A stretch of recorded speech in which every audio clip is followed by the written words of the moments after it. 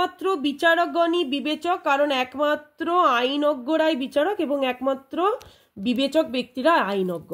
তাহলে প্রথমেই আমাকে দেখতে হবে কারণের আগেরটা কোথায় আছে। কারণের আগেরটা কি হচ্ছে? সিদ্ধান্ত হচ্ছে। তাহলে সকল বিবেচক হন বিচারক। কেন আমি করব? কারণ আমি জানি একমাত্র, শুধুমাত্র আর কেবলমাত্র, এটা অধিকাংশ স্টুডেন্টরা ভুল করে দেয়, ওই জন্য পুরো লজিকটাই ভুল হয়ে যায়। কারণ এটাকে আমাকে সর্বদা মনে রাখতে হবে যে কেবলমাত্র, শুধুমাত্র আর একমাত্র যদি থাকে উদ্দেশ্য বিধেয় হয়, বিধেয়টা উদ্দেশ্য হয়। তাহলে সকল বিবেচক হন বিচারক। এবার আমি এসটাকে খুঁজবো। এস আমার এখানে আছে, কারণ একমাত্র বিবেচক ব্যক্তিরা আইনজ্ঞ। তাহলে আইনজ্ঞটা এই দিকে যাবে, বিবেচকটা ওই দিকে যাবে। কেন? একমাত্র আছে তার জন্য। তাহলে সকল আইনজ্ঞ ব্যক্তিরা হন বিবেচক, আর প্রধানে যেটা আছে সেটা উদ্দেশ্য বিধেয় হবে, বিধেয়টা উদ্দেশ্য হবে। তাহলে সকল বিচারক হন আইনজ্ঞ। এবার আমি পিএম এস এমটাকে সাজাবো। S P M S PM, এটা আমার গেল কি? চতুর্থ সংস্থান। চতুর্থ সংস্থানে কিভাবে আমি এটাকে সোজা জেড হিসাবে জানবো? না, যদি হেতুপদ প্রধান আশ্রয় বাক্যের বিধেয়তে বসে আর অপ্রধান আশ্রয় বাক্যের উদ্দেশ্য, সবসময় খোঁচাগুলোকে আমাকে উল্লেখ রাখতে হবে। খোঁচা যেদিকে হবে সেদিকে আমার হেতুটা অবস্থান করে, সেইভাবে আমি ছবিটা করব।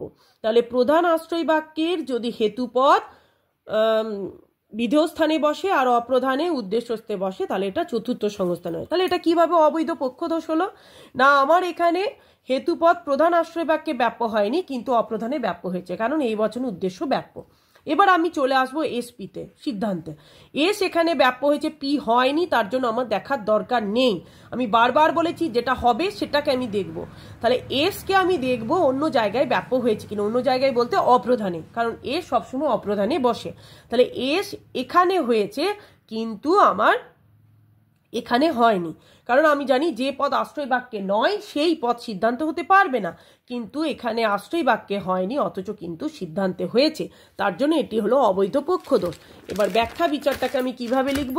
না, এটি অবৈধ পক্ষদোষে দুষ্ট, কেননা ন্যায় নিয়ম অনুসারে আমরা জানি যে পদ আশ্রয় বাক্যে ব্যাপ্য নয় সেই পদ সিদ্ধান্তে ব্যাপ্য হতে পারবে না। কিন্তু এখানে পক্ষপদটাকে এস দিয়ে চিহ্নিত করতে হবে। এস দিয়ে, এস মানে পি ইকুয়াল টু সাধ্য, এটাকে মনে রাখতে হবে। অনেকে এটা ভুল করে দেয়, পি মানে পক্ষ ভেবে নেয়, তা কিন্তু নয়। পি মানে সাধ্য, এস মানে পক্ষ, আর এম মানে হেতু। এই তিনটে হচ্ছে আমাদের দোষ। তারপরে আরও পরবর্তীকালে অনেক দোষ আছে, সেগুলো আমি পরবর্তীকালে আসবো। পরে চারিপদ ঘটিত দোষ, নঅর্থক আশ্রয় বাক্য জনিত দোষ, এরকম অনেক কিছুই আছে, সেগুলো আমি পরপর ধাপে ধাপে বোঝাবো। তারপর কি আছে? কিন্তু এখানে পক্ষপদ অপ্রধান আশ্রয় বাক্যে এই বচনে বিধেয় স্থানে থাকায় ব্যাপ্য নয়। কেন নয়? কারণ এই বচন উদ্দেশ্য হয় তার জন্য।